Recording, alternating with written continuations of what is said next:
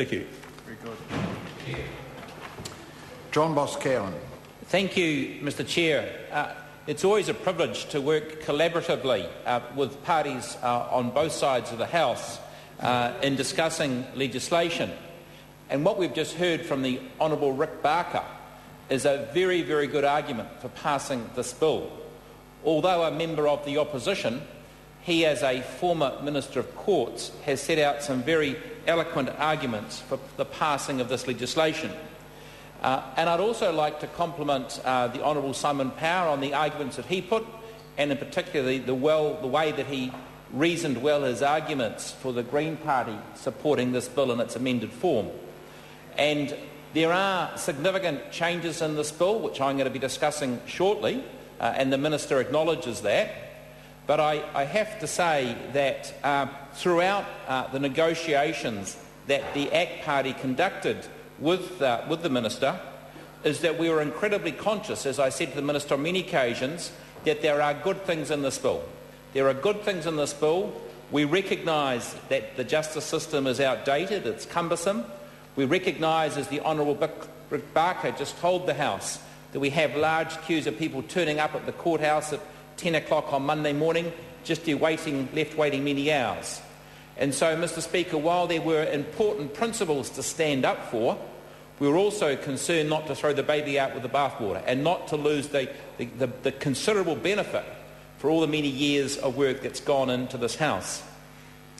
Mr Speaker, like other speakers, or Mr Chair rather, like other speakers in this debate this afternoon, I also want to pay tribute to my parliamentary colleagues. As I've mentioned, I've been involved in negotiations with Mr Power over the last couple of months, and I thank Simon Power for the generous comments he made about me and his negotiations with the ACT Party. Just recently I was talking with Kennedy Graham of the Greens, but I've also had extensive discussions with Charles Chauvel. Mr Speaker, this is a wide-ranging debate. We're taking this as one question, so I'd like to use this opportunity perhaps to make some wider comments on the submission process. I've been a Member of Parliament just going on 3 years, and it always amazes me, sir, in the time that I've spent here, how easy it is for a member of the public to make a submission on a piece of legislation before Parliament. And in fact, Parliament and civil society depends upon it. Prior to coming to Parliament, in the year prior to Parliament, I ran a campaign against the Labor Party's electoral finance bill. I made a submission, I asked to be heard, and I turned up at the Justice and Electoral Select Committee, chaired as it was by Lynn Pillay, and I was given 10 minutes to state my case. And I found that an amazing experience, that an individual New Zealander could make a written submission, ask to be heard in front of members of Parliament, and you could state your case. As a parliamentarian myself, I know that sometimes submitters are not well listened to, particularly if they express views contrary to your own. But generally speaking, submitters are treated courteously and their views are respected. And so we depend on people and organisations making submissions on legislation. Just yesterday, the Justice and Electoral Select Committee, Mr Chair, heard urgent submissions on the surveillance bill. A number of organisations, members of the public, had come together at relatively short notice to make submissions on this legislation, on the surveillance legislation. Coming back to this, the Criminal Procedure Reform Modernisation Bill, Mr Speaker, as Mr Power said, this was at Select Committee for 6 months. There were a number of submissions from no less a person than the Chief Justice herself, through various criminal bar associations, the Law Society and practitioners. But I want to use this opportunity, Mr Speaker, to publicly acknowledge three particular people involved in the submission process, Mr Chair, whom the parties who have been involved in negotiating this legislation are all very well aware of.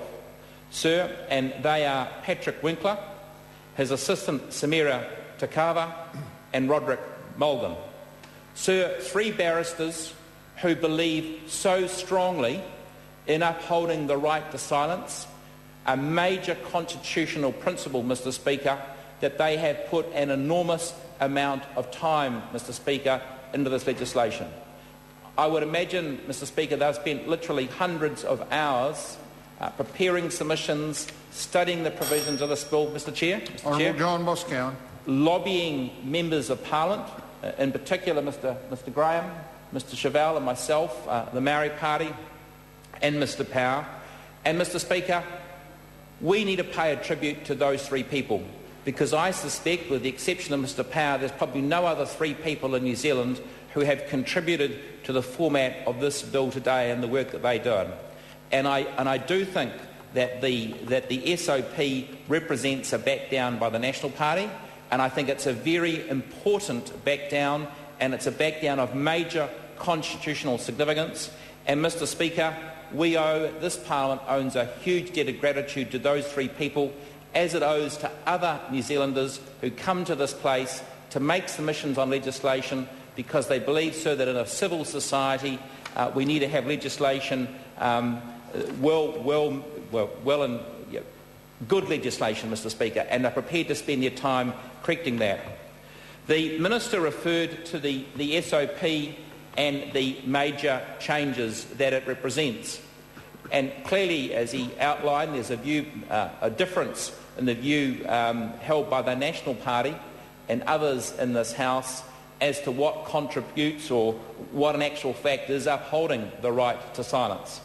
And I want to just take a few minutes to read from SOP 281, in particular the section headed up Issues in Dispute, because it's the issues in dispute, Mr Speaker, it's that particular issue that has drawn the major concern of the ACT Party. And it says, currently, the bill requires the defendant to formally identify the issues that are in dispute before the trial. If the defendant fails to identify those issues adequately, the bill allows the fact finder, whether it be the judge or the jury, to draw adverse inferences from the failure when deciding whether or not the defendant is guilty.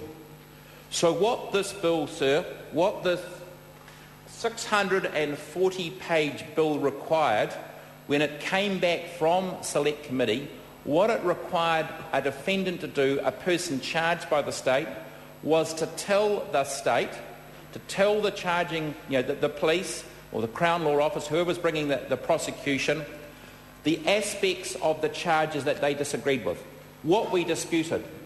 And if they failed to do that, Mr Speaker, the judge or the jury was able to draw an adverse inference, which means the judge or jury may have found that person guilty when they otherwise wouldn't have. And so why was it important that we take that provision out, Mr Speaker? Well, I believe that Mr Chevelle outlined the reasons for that very, very well this afternoon.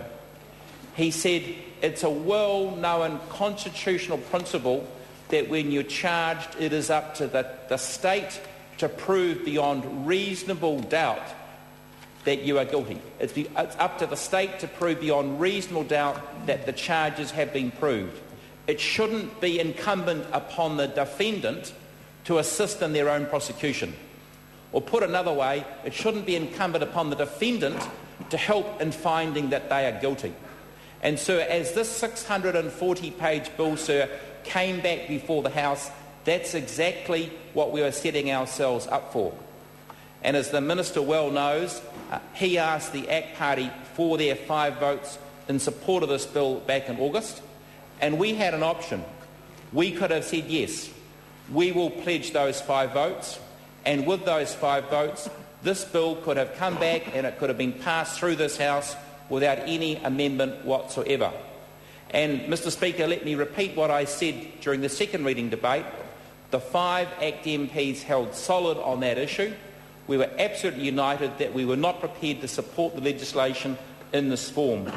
And I want to just finally once again acknowledge the huge amount of work that Patrick Winkler, Samira Takava, Roderick Mulgan, huge amount of work that they put into convincing myself and my colleagues of the importance of that position, as I know they put into convincing other parliamentary colleagues. Mr Speaker, Mr Chair, I'm prepared to leave my contribution to that. There will be other speakers I know who want to speak on the debate. There were a number of other changes. I referred to those during my second reading debate, and I just focused on the right to remain silent on this occasion. Thank you. Honourable Rick